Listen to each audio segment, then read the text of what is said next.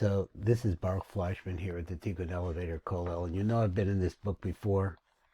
This is the 59th shir, and we're going to start dividing the 59th shir up into different pieces because Rabbi Mimran is coming over and giving us some actual techniques. Now, if you're a person, male or female, who has the time to be able to set themselves up and actually try some of these things on a consistent basis, this is really tremendous help. Anybody that is interested in Brother Chassidus and the meditations of Rabbi Nachman, if you're Ashkenaz, but you see over here that Rabbi Mimran is Sephardi. His tradition has been here for a long time, and she's bringing this to us. So I find it extremely exciting. Let me see how hopefully I can get the light so that it's not too bright. And let's go over here and let's read. First we'll read the Hebrew, then we'll read the English. This is a difficult subject. He says, "Aseichel ashecha b'nishbas adam," the seichel, the mind that is within a person's neshama. He said, "Yesh bo koach lahaskel." It has the ability to be able to intellectually reach places or spiritual places. Agenu maskel be'emes. In other words, the mind can search, the mind can look, but it doesn't really. The intellect doesn't really connect until that seichel, the seichel, your mind, comes in contact with a different seichel, a higher level of seichel, which he says calls the seichel hapoel. Poel means the active seichel. I'm not sure what that means. He says, "Gehu hamsiu mehakoyach lapoel." What does the seichel b'poel mean? It means the ability to be able to bring something which is potential, and we talked about this in other shiurim about the name Akia, for example. That Akia means I will be. So it's all about potential. But this, what he says over here, he's the seichel hapoel, this concept of the working mind. The working mind actually brings from potential into action. Uvihiyosa maskil b'poel, and once it reaches that level of maskil b'poel, yavin devarim al maskantam, then he will understand what's going on in the world in his life at its root. And then the person will be really compared to malachim, which are channels of being that are able to vehicles that move up and down between this world and the worlds beyond and bring shefa down on life force. V'yad v'yeda, and then the person will know atzmo al derek emes. He will know at this point the path of truth. Now, this from a sefer called Safnas Paneach. It's written by Rabbi Abraham Ibn Ezra. So now we'll try the translation, which is given to us by Rabbi Mimran, and it says like this: the intellect, which is in the soul of a man, has the power to conceptualize. But in truth, it cannot do this unless it is attached to the mind of the Creator. That's what he called the seichel hapoel. Since it is that which brings it out from its potential to its actuality. There's a level of connection that a person must reach. And so here he's giving us practical guide to how to do it. Now, once it ponders on the Creator, that is your mind, it will understand things in their correct form. Now, think about this, the correct form. We have all kinds of images of what the truth is. You're Republican, you're a Democrat, you have energy this or that, all the different policies that you see down in this world, right? They're not necessarily, they're not in the right form.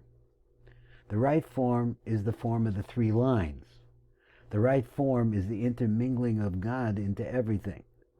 So he said, and then he will become similar to the angels, and that's what happens, because the angels are vehicles, and know himself in the true way. Now let's go on and get into what the technique actually is, and this is going to be technique 59.1. Well, let me write this on here, because it's the 59th shir, but it's a part of it. So now let's go over the words that Rabbi Mimran uses and try to make them work for us. He says each letter in Hebrew is not just a sound, but rather the letter itself is a representative form.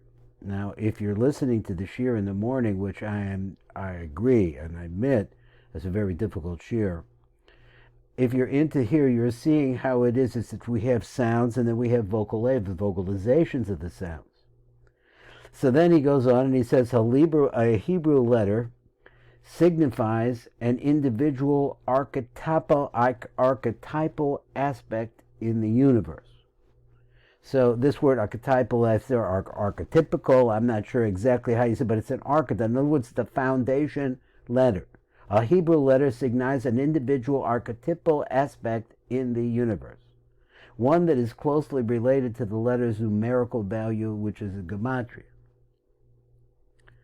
He says the name Yud-Kei Vav-Kei, Havayah, is used as the symbol of visualization, something that you can actually see. Now, once again, if you listen to the shir in the morning, you see that the concept, I use the word manifestation because the concept is that in the hidden origins of reality, this is not seen, but it can be seen. We can visualize it ourselves because it becomes more concrete. The name itself is said to be the doorway to higher realms of consciousness and to enlightenment. In other words, we'll show you where you're actually standing in the world and where the world is, what the world is about. Remember that he had this shir on the gestalt, on the figure in the background. All the time, very often, we concentrate just on the figure, and we don't realize that it's in a context, which is a relative context, constantly changing. The visualization on the name then brings with it profound results. So therefore, if you can visualize the name, now put that name right now in your mind's eye. Yud, K, Vav, K. Go on. So he says the visualization on the name brings with it profound results. Rabbi Chaim Vital, this is the Rabbi Chaim Vital, outlines how the name is to be visualized in his Sefer Shari Kedusha. Now, let's listen to what he says, and this is something we can do. He said, one must separate from the physical and rise his consciousness, I guess the right word is raise his consciousness, from level to level until he reaches the 7th level of Aravot. Now, what he means by Aravot, I really don't know. If I saw it in Hebrew, maybe it would help me, but it sounds like a place of mixing.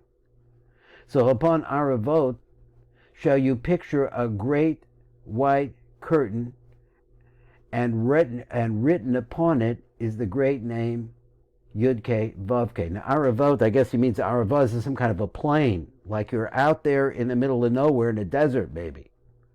And you're big space. And in the middle of this space is a great white curtain. Maybe it's not in the middle, maybe it's at the end, I don't know. But in this space is a curtain and it has a name written on it. And he says the name that's written on it is Yud-Kei Vav-Kei. This is the picture that you have to work to achieve in your mind. Written in thick black letters, each letter as large as a mountain. Now just imagine that. White as snow. That is, the mountain is white as snow. The letters are big, black, Yud-Kei Vav-Kei. Start by uniting the letter Yud with the letter Hey. So now in your mind's visualization that you have this huge curtains, and you have this the black letters, each one as big as a mountain. They're white as snow, standing by, uniting the letter Yud with the letter Hey. Now let me read this one more time because I'm getting a little confused. He says, upon Aravot, now we've established this means a real big area. Imagine Montana or Wyoming. Upon Aravot shall you picture a great white curtain, and written upon it is the great name is Yud-Kei Vav-Kei. And the Yud-Kei Vav-Kei on this white curtain is written in thick black letters. Each letter as large as a mountain, so it's an enormous thing. So now, but it's in front of you. It's in front of your eyes. You make it the size that you want. The clear thing is that there is a Yud K Vav K on a black Yud K Vav K on a white background. White is snow. Now, he says this is what you do. Here's the letters in front of you. You see them bold out there in front. Take the letter Yud and mend it together, unite it together with the letter Hey. Just put the Yud in the Hey. Then Hey back with the Yud. Then separate them back. Put the Hey back with the Yud. Vav with the Hey, then take the next letter, put it together with the Hey, and then the Hey with the Vav. Then Vav with the final Hey, and finally the final Hey with the Vav. 4 letters, 8 combinations. Now he says like this, the purpose of this Merkava meditation is to expand the scope of consciousness to include all levels from Asiatic, and he's coining words here. This means from the Olam Asiya, the light of which is called Nefesh, to the Atzilus, Olam Atzilus, the light within it is called Chaya. Meditation upon the Havayah in its specific application, so that you meditate upon this Chaya in its specific place, allows the Atzilus Sephirotic influence, the ability to reverberate itself in each of the individual spheros of the person, as well as to reveal the present level of personal consciousness. Now, we went over time, and I want to stop here. So he just says one final word about this, and if you want, I'll just take the time and I'll read the last part again. So what you're doing is you're taking the Yud K Vav K. Now, it doesn't have to be mamish in a big field or a big plain, like a desert plain with mountains in the background, but it could be. Make up your own if you want. The idea is to take the Yud, mix it with the K, then the K back with the Yud, then the K with the Vav, and the Vav with the K, and you can make a song out of this. And the Vav with the final K, and the final K with the Vav. All of that mixing. This is a meditation you could do over and over and over again. So he says this is called the Merkava meditation. The purpose of it is to expand the scope of consciousness. Why? Because there are specific reflections of consciousness that are in each one of these levels. Different energies of consciousness, a better word. The scope of consciousness include all levels, from Asiatic, in other words, from the bottom, which is Nefesh, which would be the bottom Hey, to Atzilus, which has the light of Chaya within inside of it, which would be the top, that's the Yud. So meditation upon the Hey and the Vav in its specific application allows the Atzilutic Sephirotic influx. Let's go over those words. It does what? Atzilus, Olam Atzilus. This is the universe that is impinging on the Ein Sof Baruch Hu, that we don't know what's beyond it, and we really can't find this either, except we know that it's there and we can direct to it. It has Atzilutic, from the Olam Atzilus, Sephirotic influence. It causes the spheros to flow. And it allows them the ability to reverberate. He says this is called Yeridut Mud. I don't know if it's Ridat Mochim. I don't know this word Mud. So Yeridut Mud itself in each of the individual 10 spheres. So it allows all of it to become vibrating and alive. It allows this vibration to vibrate through all of the spheres of a person's body. Sounds like it could be as well as a healing tool, as well as to reveal to the present level of personal consciousness. Okay, so that's going to be 59.1, and we'll pick it up again with God's help.